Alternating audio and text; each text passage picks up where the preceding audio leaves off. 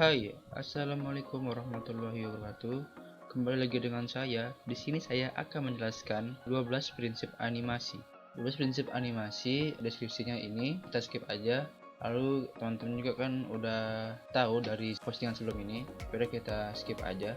Nah, di sini kita akan saya akan menjelaskan 12 prinsip animasi ini. Saya juga masih belajar, banyak kekurangan, dan saya juga masih ada beberapa yang belum paham.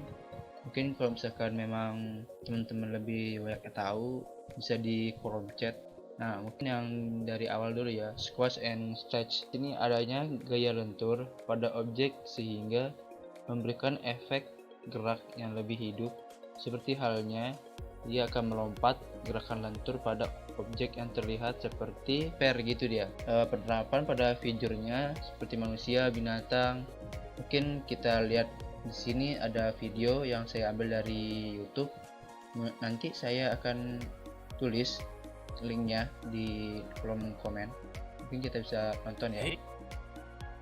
Nah, di sini gerakan dari sepatunya. Nah, seperti ini dia gaya lentur gitu dia.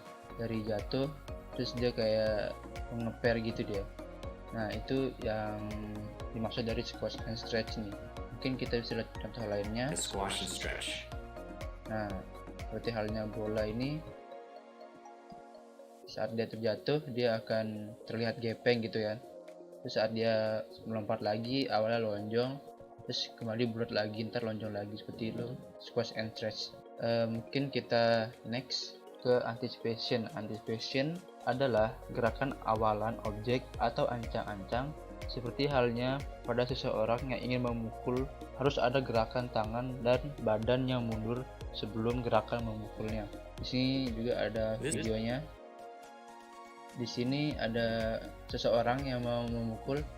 Jadinya sebelum dia memukul itu ada ancang-ancang ke belakang dulu, baru dia gerakan memukul gitu. Jadinya itulah yang dimaksud dari anticipation ini. Staging itu yaitu pendukung untuk membangun suasana seperti keadaan lingkungan, ekspresi, angle gambar, dan masih banyak lainnya. Jadinya dia akan menimbulkan suasana atau mood dari animasi tersebut. Di sini ada videonya. Ada seseorang yang lagi jalan, lalu dia ada terkena pisang, lalu dia terjatuh, terlihat sedih. Jadinya dia menimbulkan rasa mood kasihan. Lalu di sini teman-temannya berbarengan muncul menertawakan dia.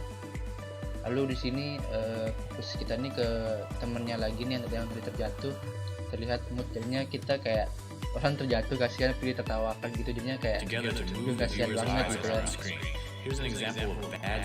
Nah, mungkin itu dari staging untuk menimbulkan mood dari animasinya.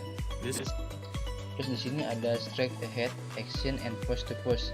Strike action ini membuat animasi dengan cara frame per frame oleh animatornya sendiri. Lalu pose to pose yaitu pembuatan animasi dengan cara menggambar dengan keyframe tertentu saja. Jadinya keyframe tertentu aja, jadinya kayak gerakan-gerakan tertentu aja gitu. Selanjutnya itu dilanjutkan oleh asisten animatornya. Tapi di sini memiliki kekurangan dan kelebihan masing-masing.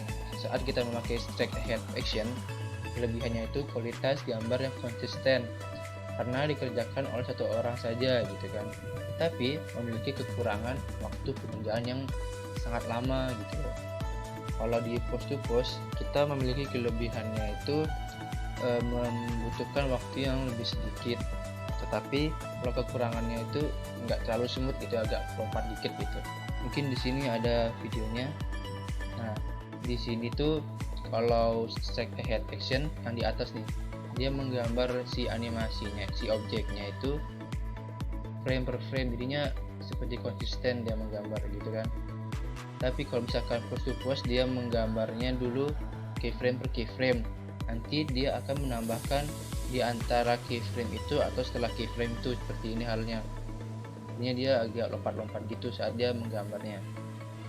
Mungkin itu perbedaan strike ahead action and pose to pose. Kita lanjut ke prinsip selanjutnya, follow track and overlapping action. Follow track adalah tentang bagian tubuh tertentu yang tetap bergerak meskipun seseorang telah berhenti bergerak. Nah, misalnya nih ada seseorang bergerak, terus rambutnya ini tetap bergerak saat setelah berhenti berlari gitu dia. Jadinya itu follow track. Lalu overlapping action secara mudah bisa dianggap sebagai gerakan saling-saling. Maksudnya ini adalah saat kita berjalan, pergerakan tangan dan kaki itu berjalan bisa terus dalamnya. Jadinya kayak saat kita berjalan tuh pasti kita juga bergerak. Nah, seperti itulah overlapping itu ada gerakan lain saat kita bergerak gitu. Mungkin lihat di videonya langsung aja contohnya saat si manusianya ini bergerak, si rambutnya ini masih seperti bergerak gitu ya. Itu namanya follow track. Terus kalau misalnya overlapping nih saat si manusianya bergerak ini si rambutnya itu ikut bergerak. Nah, seperti ini dia.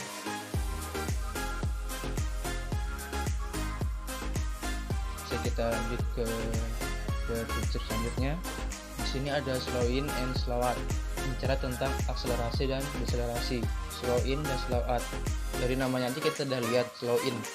Kita di sini slow in ini adalah jika sebuah gerakan diawali secara lambat kemudian menjadi cepat. Kalau slow out sebaliknya, cepat kemudian melambat. Saat di video ini ada gerakan slow in ke slow out. Manusia itu diam ke gerak, itu namanya itu slow in.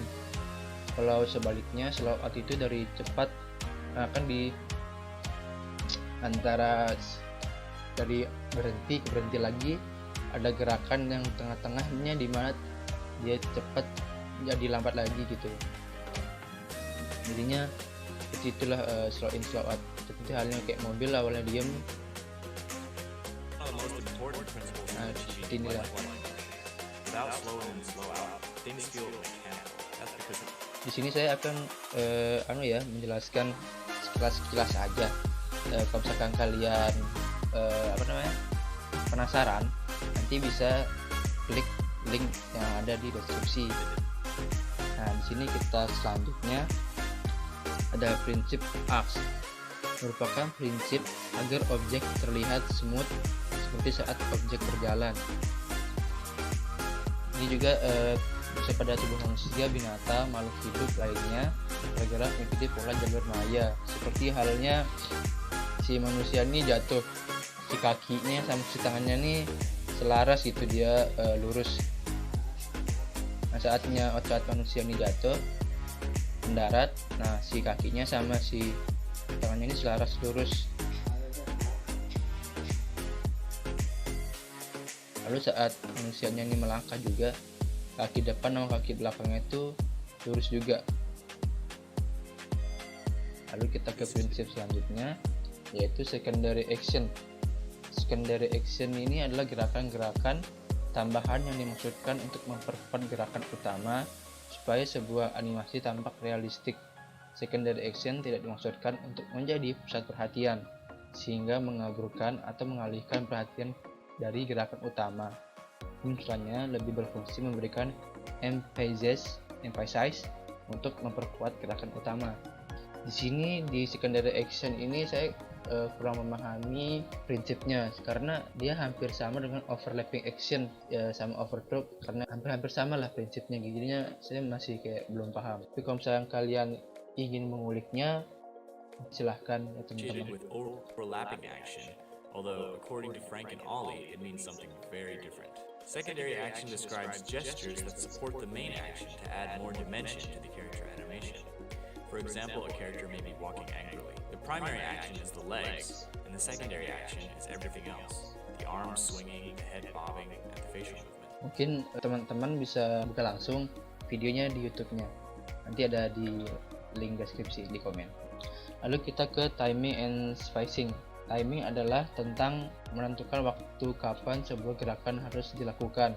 Sementara spacing sama seperti slow in slow out yang berbicara tentang akselerasi dan deselerasi, tentang menentukan kecepatan dan perlambatan dari bermacam-macam jenis gerak. Jadinya di sini tuh lebih seperti ke slow in slow out, tapi di sini tuh kita menentukannya kayak prinsip kapan sih harus gitu loh. Kalau di slow in kan kayak oh ini slow in, ini slow out, tapi kalau di sini kita harus menentukannya. How many frames you give it. This man is leaning from one shoulder to the other. With no in-betweens, it looks like his head is being hit by a tremendous force, nearly snapping off his neck. With one in-between, his head has been hit by a rolling pin or some other object. With 2 in-betweens, he has a muscle twitch. With 3 in-betweens, he's dodging the rolling pin or the other object.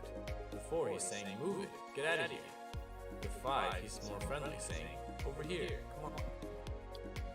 Lalu kita ke prinsip selanjutnya, yaitu exaggeration. Exaggeration adalah upaya untuk mendramatisir sebuah animasi dalam bentuk rekayasa gambar yang bersifat hiperbola, dibuat untuk menampilkan ekstremitas ekspresi tertentu. Jadinya misalkan kita seperti saat memukul, nah memukul kan orang seperti biasa tuh, tapi kalau misalkan di animasi itu biasanya dia agak dilebih-lebihkan gitu ya. Nah saat dia memukul nih kan mukul biasa nih. Nah kalau ini memukul hiperbola, jadinya dia melebih-lebihkan suatu gerakannya supaya mendramatisir animasi tersebut gitu. Solid drawing menggambar sebagai dasar utama animasi, memegang peranan yang signifikan dalam menentukan baik proses maupun hasil sebuah animasi, terutama animasi klasik. Nah di sini saya bisa menyimpulkan kalau solid drawing itu teknik kita menggambar animasi, bagaimana caranya dari sudut pandang manapun gambar itu tetap sama dari segi volumenya dan segi aspek lainnya. Jadinya seperti halnya 3D gitu loh. Di sini ada contohnya. Seperti ini dia walaupun dia bergerak, dia harus tetap sama dari segi volume, weight, and balance-nya. Kalau dari yang ini gambar sapi ini dia muter, nah tapi gambarnya ini sama gitu kan. Jadinya tidak berubah dari volumenya, ekspresinya, dan komposisi wajahnya seperti itu. Dari semua, jadinya dari di semua angle pun dia harus tetap terlihat sama gitu. Lalu di Apple ini berkaitan dengan keseluruhan look atau gaya visual dalam animasi, sebagaimana gambar yang telah menelurkan banyak gaya animasi. Jadinya seperti saatnya kita buat animasi. Nah sebelah kanan ini feelnya kayak beda gitu. Kalau misalkan di feelnya kiri ini memperlihatkan look dari si orang pendaki yang mau berkemah, ada ininya lengkap dengan detail-detailnya ya. Ini membuat gaya visual agar good looking gitu lah ibaratnya. Nah kalau misalkan yang si pangeran lah ibaratnya ya, seperti ini gambarnya seperti biasa gitu. Nah saat begini dia memperlihatkan wibawa dari si raja ini gitu, agar kita tuh enak melihatnya gitu loh. Mungkin 12 prinsip yang telah saya jelaskan secara ringkas bisa teman-teman mengerti ya. Mungkin dari penjelasan saya kurang lebihnya mohon maaf. Bye bye, terima kasih.